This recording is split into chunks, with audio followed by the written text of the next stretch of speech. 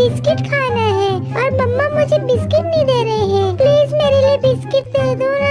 अच्छा आपको बिस्किट खाना है, ये लो दीदी आपके लिए बिस्किट, मम्मा ने मुझे दिया था तो आप ये खा लो। ठीक है पिंकी अभी खा लूंगी। अरे दीदी आपके तो आंसू आ रहे हैं, रुक जाओ मैं आपके लिए टिश्यू पेपर लाती हूँ। ये लो दीदी आप अपने आंसू पोंछ लो। हाँ पिंकी तुम कितनी अच्छी हो। दीदी मुझे आपके गोदी में बैठना है, क्या मैं आपके गोदी में बैठ जाऊँ? ठीक है पिंकी आ जाओ बैठ जाओ। दोस्तों वीडियो